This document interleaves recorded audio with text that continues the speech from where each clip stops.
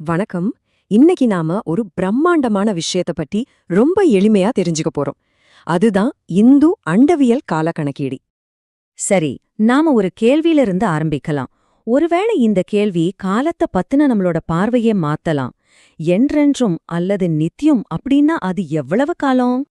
இந்த கேள்விக்கு பதில் ஆயிரக்கணக்கான வருஷங்களுக்கு முன்னாடி எழுதப்பட்ட வேத நூல்கள்ல இருக்கு. இந்த நூல்கள் சொல்ற பிரபஞ்சம் சில 1000 வருஷமோ லட்சம் வருஷமோ இல்ல, ட்ரில்லியன் கணக்கான ஆண்டுகள் சுழற்சி செய்யற ஒரு பிரம்மாண்டம். வாங்க நம்மளோட இந்த தருணத்திலிருந்து ஆரம்பிச்சு அந்த அண்ட காலத்தோட எல்லை வரைக்கும் ஒரு பயணம் போவோம். இவ்ளோ பெரிய காலக்கோட்டுல நாம இப்போ எங்க இருக்கோம்னு தெரிஞ்சுக்க முதல்ல நாம இப்போ இருக்கிற அண்ட பருவம் எதுன்னு புரிஞ்சுக்கணும். வேத நூல்களின்படி நாம இப்ப வாழ்ந்துட்டு இருக்கிற யுகத்தோட பேரு கலியுகம். இத கேட்டாலே பலருக்கும் தெரியும். இத சண்டைகளின் காலம்னு கூட சொல்லுவாங்க. இருக்கிற 4 யுகங்கள்ல இதுதான் கடைசி. அறம் ரொம்பவே குறைஞ்சு போன யுகமாகவும் இது கருதப்படுது. அப்போ இந்த கலியுகம் எவ்வளவு காலம் நீடிக்கும்? மனுஷங்களோட கணக்குப்படி 4,32,000 வருஷங்கள். ஆச்சரியமான விஷயம் என்னன்னா, இந்த 4 யுக சுழற்சியில இதுதான் மிக குறுகிய காலம். இந்த கலியுகம் ஏகதேசம் கிமு 3102ல ஆரம்பிச்சது. அப்படின்னா 4,32,000 வருஷங்கள்ல நாம இப்போ வெறும் 5,000 வருஷங்களை தான் கடந்திருக்கோம். யோசிச்சு பாருங்க, இந்த பிரம்மாண்டமான அண்ட அத்தியாயத்தோட ஆரம்பத்துல தான் நாம இருக்கோம். சரி, இப்போ கொஞ்சம் ஒரு புடி பின்னாடி போவோம். இந்த கலியுகம் எப்படி ஒரு பெரிய சுழற்சியோட ஒரு பகுதியா இருக்குன்னு பார்க்கலாம். நாம இப்போ இருக்கிற கலியுகம்ங்கிறது ஒரு முழுமையான 4 யுக சுழற்சியோட கடைசி பகுதி. இந்த 4 யுகங்களும் சேர்ந்த ஒரு முழு சுழற்சிய மகாயுகம் அல்லது பெரிய யுகம்னு சொல்றாங்க. இது சத்தியயுகம்ங்கிற பொற்காலத்துல ஆரம்பிச்சு அறம் கொஞ்சம் கொஞ்சமா குறைஞ்சு கடைசிய கலியுகத்துல வந்து முடியுது. இதுல ரொம்ப சுவாரஸ்யமான விஷயம் என்னன்னா, இந்த யுகங்களோட கால அளவுல ஒரு கச்சிதமான கணித விகிதம் இருக்கு. சத்தியயுகம் 4 பங்கு நீளம்னா திரேதா யுகம் 3 பங்கு, துவாபர யுகம் 2 பங்கு, கடைசியா கலியுகம் 1 பங்கு. இது 4:3:2:1 அப்படிங்கிற விகிதத்துல சரியா அமையுது. இது காலப்போக்குல தர்மம் எப்படி படிப்படியா குறையுதுங்கிறத காட்டுறதா சொல்றாங்க. ஆனா நில்லுங்க, 4.32 மில்லியன் வருஷங்கிறதே ரொம்ப பெருசா தோணலாம். ஆனா இந்த அண்ட கால கணக்குல இது வெறும் ஒரு சின்ன துளிதான். கால அளவீட்ல அடுத்த கட்டத்துக்கு பேரு மன்வந்தரம். இத மனித குலத்தோட ஒரு சகாப்தம்னு சொல்லலாம். ஒவ்வொரு மன்வந்தரத்தையும் ஒரு மனு ஆட்சி செய்வார். அவர் அந்த யுகத்தோட மனிதகுல தந்தை மாதிரி. அப்போ ஒரு மன்வந்தரம் எவ்ளோ பெருசு? நாம இப்போ பார்த்தோமே அந்த மகாயுகம், அதாவது அந்த 4 யுகங்கள் சேர்ந்த ஒரு முழு சுழற்சி. அது மாதிரி 71 சுழற்சிகள் ஒன்னா சேர்ந்ததுதான் ஒரு மன்வந்தரம்.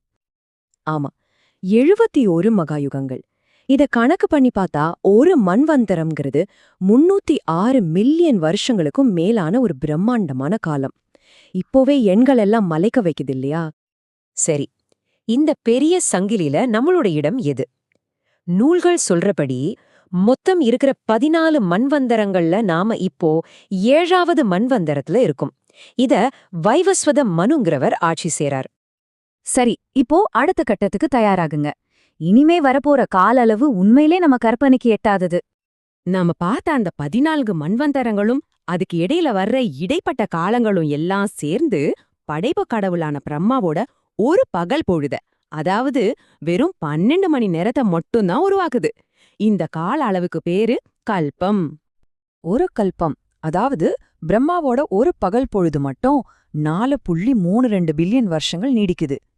இன்னும் புரியுற மாதிரி சொல்லணும்னா இது ஏறக்கூட நம்ம பூமி கிரகத்தோட வயசுக்கு சமம். இவ்ளோ பெரிய எண்ணெய் நம்ம மனசுல கற்பனை பண்றது ரொம்ப கஷ்டம்.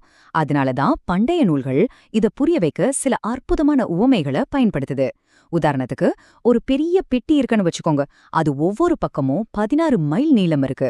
அதுல 100 வருஷத்துக்கு ஒரு தடவை ஒரு சின்ன கடுகு விதைய போட்டா ஒரு கல்பம் முடிறதுக்குள்ளேயே அந்த பெட்டி முழுசா நிறைஞ்சிடுமா. இன்னொரு ஊமையையும் பாருங்க. கிட்டத்தட்ட 12 கிலோமீட்டர் உயரமுள்ள ஒரு பெரிய பாறை இருக்கு. 100 வருஷத்துக்கு ஒரு தடவை ஒருத்தர் வந்து அதை ஒரு மெல்லிய பட்டு துணியால லேசா துடைக்கிறார். அப்படி செஞ்சா அந்த பாறையே தேஞ்சு கரைஞ்சு போயிடும். ஆனா ஒரு மகாகல்பம் முடியாதுன்னு சொல்றாங்க. இந்த எண்கள் எல்லாம் நித்தியமா என்னங்கிற ஒரு உணர்வை நமக்கு கொடுக்கதான். சரி, வாங்க இப்போ கடைசி படியை எடுத்து வச்சு இந்த அண்ட காலத்தோட முழுமையான மூச்சடைக்க வைக்கிற காட்சியையும் பாத்திரலாம். பிரம்மாவோட ஒரு பகல் 4.32 பில்லியன் வருஷம். அப்போ ஒரு முழு நாள், அதாவது பகலும் இரவும் சேர்ந்தா 8.64 பில்லியன் வருஷம். ஆனா அவரோட முழு ஆயுட்காலம், அது அவரோட கணக்குல 100 வருஷம். அத நம்ம கணக்குல மாத்துனா நம்ம மூளையால புரிஞ்சுக்கவே முடியாத ஒரு எண் வருது. 311.04 ட்ரில்லியன் மனித ஆண்டுகள்.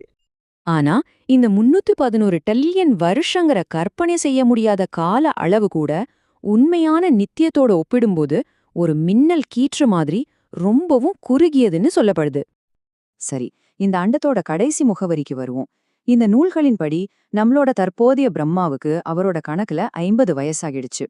நாம இப்போ அவரோட 51வது வருஷத்தோட முதல் நாள்ல இருக்கோம். அப்படின்னா என்ன அர்த்தம்? நம்ம பிரபஞ்சத்தோட பிரம்மாண்டமான ஆயுட்காலத்துல நாம இப்போதான் 2ஆம் பாதியோட தொடக்கத்துல இருக்கோம். அப்போ இது நம்மளை யோசிக்க வைக்குது இல்லையா? ட்ரில்லியன் கணக்கான வருஷங்கள் வாழ்ற ஒரு முழு பிரபஞ்சமே நித்தியம்ங்கிற பெருங்கடல்ல தோன்றி மறைற ஒரு சின்ன நீர்க்குமிழி மாதிரி தானா? இந்த பிரம்மாண்டமான அண்ட கதையில நம்மளோட இடம் என்ன, நம்மோட முக்கியத்துவம் என்ன? காலத்தை பத்தின இந்த கண்ணோட்டம் வெறும் வருஷங்களை கணக்கு போடுறதில்ல, நாம யாருங்கிறத பத்தி ஆழமா சிந்திக்க வைக்கிற ஒரு அழைப்பு.